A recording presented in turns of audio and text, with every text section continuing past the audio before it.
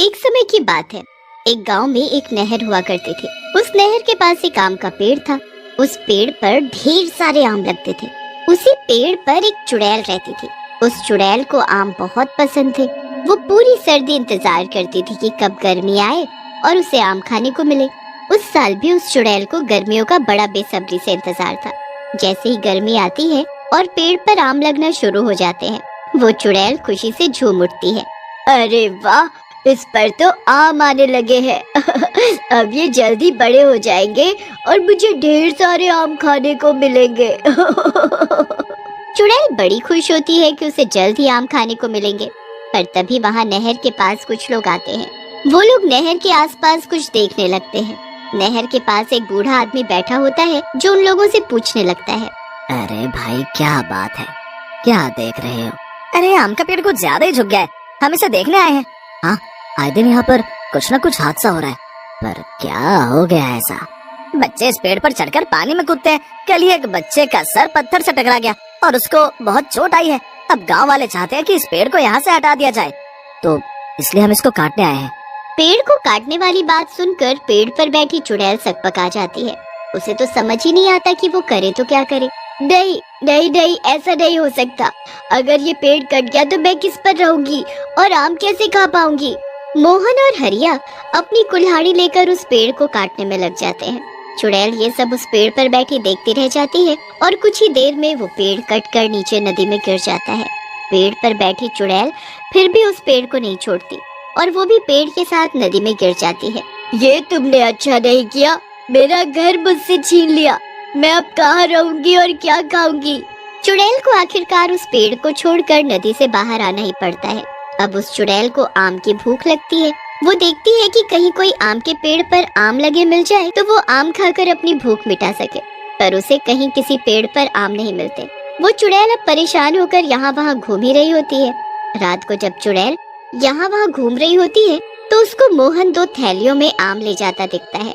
चुड़ैल की आंखें इतने सारे आम देखकर चमक उठती है। वो तो आम के लालच में मोहन के पीछे पीछे उसके घर तक पहुँच जाती है। मोहन घर पहुंचकर अपने बच्चों को आवाज देता है। पिंकू, पिंकी, जल्दी आओ, देखो मैं तुम्हारे लिए क्या लाया हूँ। वाह, आम! मैं आज ही माँ से बोल रहा था कि मुझे आम खाने हैं। देखा, और आज ही मैं तुम्हारे लिए आम ले आया। अब हम सब खाना खाने के बाद आम खाएंगे। बस फिर सब लोग साथ बैठकर खाना खाने लगते हैं। खाना खाने के बाद ही पिंकी के पेट में दर्द होने लगता है। उसके पेट दर्द के चक्कर में सबका ध्यान आम से हट जाता है। काफी रात में जाकर पिंकी का दर्द ठीक होता है और सब सो जाते हैं। सारे आम अब ऐसे ही रसोई में रखे रह जाते हैं। सबके सोने के बाद अब चुड़ैल वहाँ आती है। वो रसोई में जाती है और आम देखकर खुशी से पागल हो जाती है। क्या खुशबू है!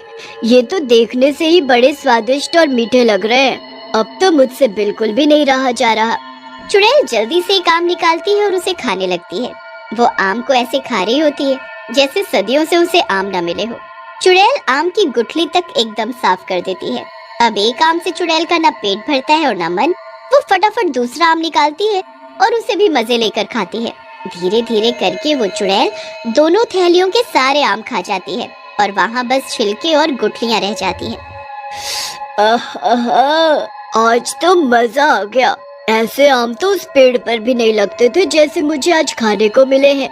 चुड़ैल आम खाकर वहाँ से निकल जाती है। अब अगली सुबह पिंकू और पिंकी स्कूल के लिए उठते हैं। माँ, स्कूल के लिए आज एक आम भी रख देना। हाँ, मैं अभी दोनों के लिए आम रखती हूँ। अब जैसे ही मधु रसोई में आम लेने जाती है तो वहाँ छिलके और गुठलियाँ देखकर तो वो हैरान रह जाती है। वो गुस्से से पिंकू को आवाज देती है। पिंकू, इधर आओ अभी के अभी। माँ की आवाज सुनकर पिंकू जल्दी से रसोई में जाता है। तुमसे जरा भी सब्र नहीं हुआ ना?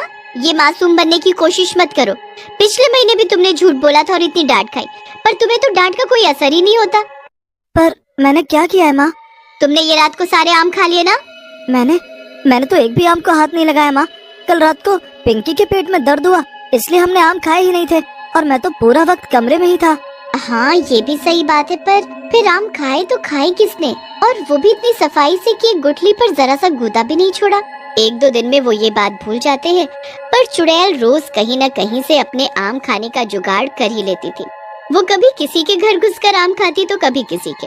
गांव के लोग बड़े ही अचंभे में थे कि आखिर आम गायब कहाँ हो रहे हैं। फिर एक दिन कुछ औरतें कुएं के पास खड़ी इसी बारे में बातें करने लगती हैं। जाने क्या हो रहा है हमारे तो पड़ोस में। क्या हुआ बहन? अरे 2 बार से हमारे घर से आम गायब हो रहे हैं। क्या बोल रही हो? एक दिन हमारे घर से सारे आम गायब हो गए थे और बस गुठली और छिलके ही मिले। हाँ, बस ऐसा ही कुछ मेरे घर भी हो रहा है।